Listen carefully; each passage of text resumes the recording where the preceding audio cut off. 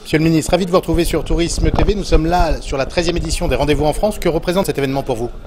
Alors c'est un événement très important parce que c'est l'occasion pour 750 destinations, prestataires, partenaires touristiques, de se vendre auprès de près de 1000 tours opérateurs qui viennent de 69 pays différents. Autant vous dire que c'est un rendez-vous professionnel B2B majeur.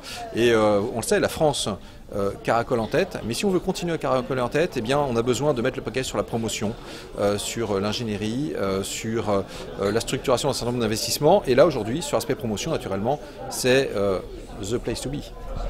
Un vrai succès de l'année 2017 en France, mais des perspectives qui restent quand même un peu incertaines. Alors 2017, effectivement, très belle année. On sera, je pense, pas loin des 89 millions de visiteurs internationaux. Maintenant, ça pousse fort derrière. Regardez, l'Espagne a 83 millions de visiteurs internationaux. Et donc, on espère que 2018 sera à la hauteur. On s'est fixé l'objectif, vous le savez, en 2020, d'arriver à 100 millions de visiteurs internationaux. Donc 2018, pour l'instant, les tendances sur le premier trimestre sont positives. On est encore sur de la croissance en termes d'arrivées aériennes. Et donc on espère pouvoir s'inscrire dans la dynamique de 2017 avec, pour vous donner quelques tendances, les Russes plus 32%, la Chine plus 20%, les Américains plus 16%. Donc on voit qu'il y a véritablement un retour vers la France et on a besoin de capitaliser sur aussi ce moment France qui existe partout dans le monde, donc, que je vois au quotidien.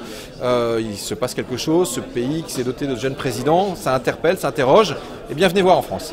Plus peut-être que l'aspect purement quantitatif, il y a l'aspect qualitatif et économique qu'il faudrait mettre en avant. Quelles sont les pistes que vous préconisez dans ce domaine? Alors le qualitatif, c'est aussi, ça a été évoqué, c'était un des débats, une sorte de croissance soutenable, parce qu'on l'a vu, parfois certaines villes européennes ont dû faire face à des mouvements de défiance, donc il faut arriver aussi à bien faire en sorte qu'il y ait une répartition harmonieuse sur l'ensemble du territoire des touristes internationaux.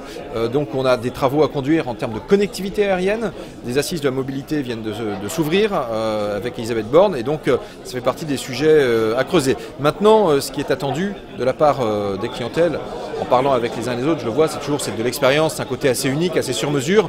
Donc je crois que la France, elle peut s'enorgueillir de proposer de la qualité, de proposer effectivement une palette très diverse, parce qu'on a la mer, on a la montagne, on a tout, on a le rural, on a l'urbain. Bref, donc on a un beau piano sur lequel jouer. Merci Monsieur le Ministre et au plaisir de vous retrouver prochainement. Merci à vous.